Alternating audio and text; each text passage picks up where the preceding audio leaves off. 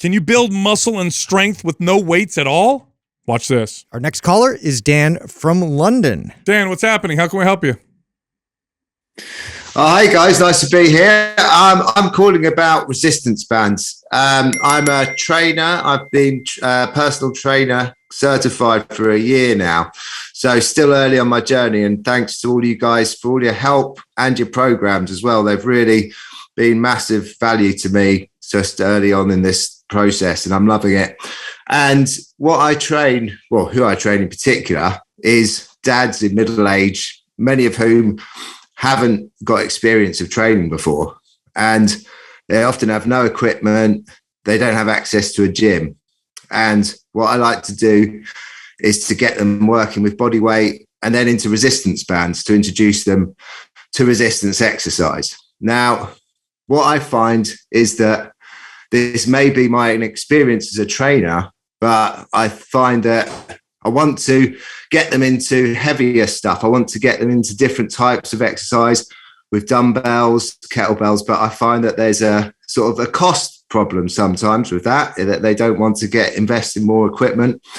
And whether resistance bands in themselves can be that sole form of resistance training, whether I'm doing justice to the program that I'm creating by sticking with that, or whether it's too limited. Is there enough scope for development using resistance bands? Yeah, Good question. There is. Yeah. Especially if you combine it with body weight exercises and or suspension trainer. So if somebody's looking for minimal equipment, bands, suspension trainer, and body weight, you could go really far with that. Now, you're not going to get like a max squat or a deadlift with those, because you can't really squat or deadlift with those, and strength is relatively specific.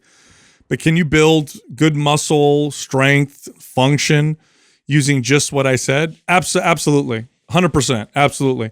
And I used to manage a gym. I grand opened a gym once, and before we opened the weight area, we opened the cardio area, and we sold memberships, and all my trainers were freaking out. How are we going to train clients? And all they did were bands. They only used bands. It was like 6 months or 4 months of just band work. And the clients liked it so much, and the trainers liked it so much, that a lot of them stuck with mainly bands and body weight. So there's a lot you could do with those things. So no, you're not limited. You'd be limited if you're talking about more like hardcore bodybuilding or powerlifting or strength specific type stuff. But otherwise, you're totally fine. Yeah, and you can manipulate, the other variables like rest, tempo, and like have some more isometric components in there. So you can add in some other ways of increasing strength demand and give them a little bit of a novelty.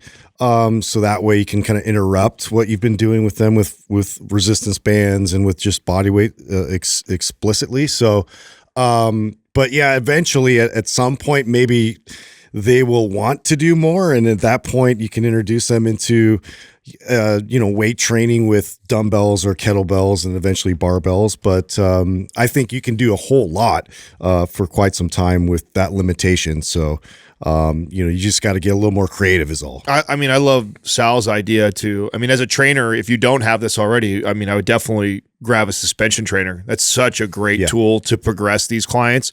I'm always, and I remember this exact challenge, by the way. I totally remember getting clients like this, and I'm like, damn, because I actually went to clients' houses and trained them for a while too. And, I'd have these clients that had like nothing, and all I had was really bands working on. And it'll do the job, absolutely. But I always want to encourage them to want to progress to a place where we eventually get the dumbbells and barbells. But the reality is some people just won't, or some people can't afford it, so that's understandable.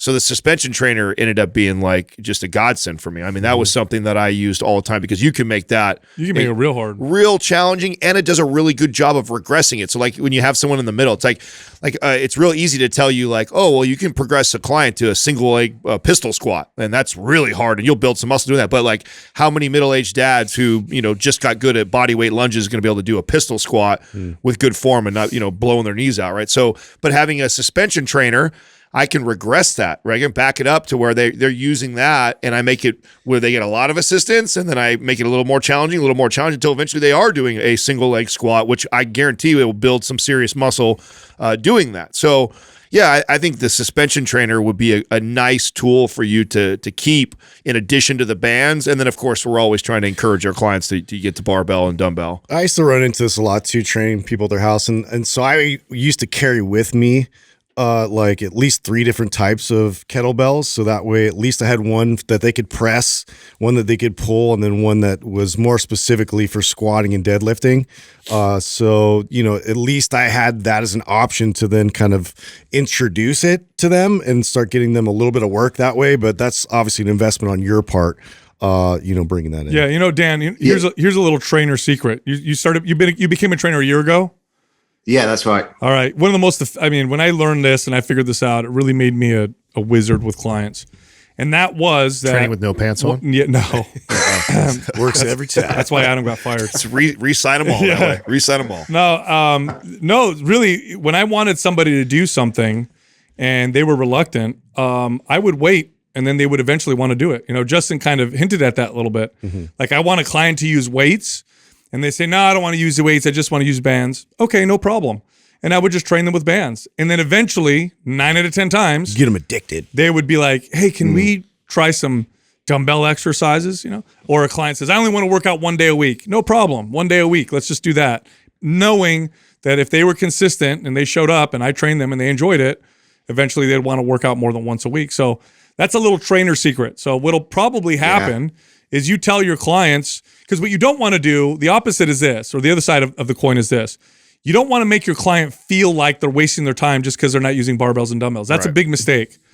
So a big mistake a lot of trainers make is they make the case so hard for a piece of equipment or for gym access that then the client feels like, well, why am I doing this? If I can't do what he just said because he said it's so awesome, then what I'm doing is really just at best second fiddle, so I don't even want to do this anymore. So you don't want to make the case so hard that you set yourself up that way. So instead, I don't want to use dumbbells and barbells. No problem. We'll just use body weight and bands. Then that's it. Don't say anything else. Train them long enough, have fun, let them see results, make it consistent or keep them consistent. And eventually, I swear to God, 90% of them will say, you know what? I want to use dumbbells and barbells. And then you'll go right back right to where you wanted to in the first place. Do you know what? That's interesting because I think some of my worries come from the fact that personally, I love to go to the gym and train with the heavy stuff, the barbells and the dumbbells. So there's a bit of me that feels hypocritical or misleading by saying that they can continue, even though I feel like it's great for them because they're relatively early in the journey. I just lack that sort of knowledge, having not done it for myself for a long period of time, training with resistance bands only, that I can say for sure you should do this. You see? Yeah, look here. The comparison you're making is wrong. The comparison is what you're doing with them versus what they were doing before. Is what you're doing with them better than what they were doing before? Sure. Of course. Yeah, miles Absolutely. better. Well, there you go. You're done. That's it. So don't look Yeah, at okay. perfect. Don't worry about that.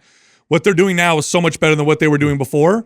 So when they say, "Hey, I only want to use bands," no problem. I can work with that.